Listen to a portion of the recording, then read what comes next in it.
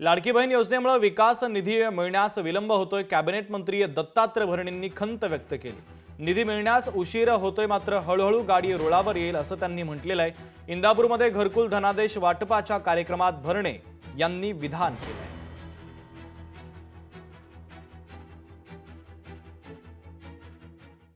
मी मुंबईमध्ये असू द्या, मी पुण्यामध्ये असू द्या, मी कुठेही असू द्या, त्यामध्ये माझ्या इंदापूर तालुक्याला सर्व विभागातून निधी कसा जास्त मिळेल यासाठी मी प्रयत्न गुंतवणूक करत असतो।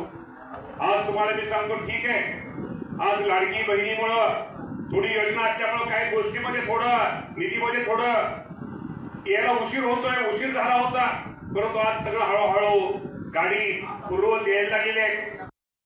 ठीक आहे ना, हे लाडक्या बहिणीचे सुद्धा आता थोडं तिकडून काढलं तर इकडे प्रॉब्लेम होतो। शिवभोजनचे सुद्धा आता 3 महिन्याचे मिळाले, 6 महिन्याच्या ऐवजी। परंतु आता मी तुम्हाला सांगितलं, सगळ्याच ठिकाणी जे आहे थोडीशी ओढाताण होणार, पैसे सगळ्यांचे मिळणार, कुठेही जाणार नाही, परंतु कशाला प्राधान्य द्यायचं हे सरकारला सुद्धा ठरवायचं असतं। 45,000 कोटी रुपये जर वर्षातून काढायचे आहेत बाजूला, तर मग इतर या काही गोष्टींना काम सहन करावं लागणार। मी विचारतो त्याला कुठली बातमी कळाली।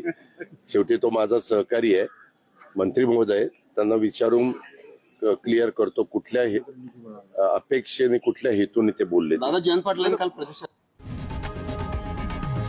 लोकशाही मराठी ऐका, पहा, जागरूक रहा।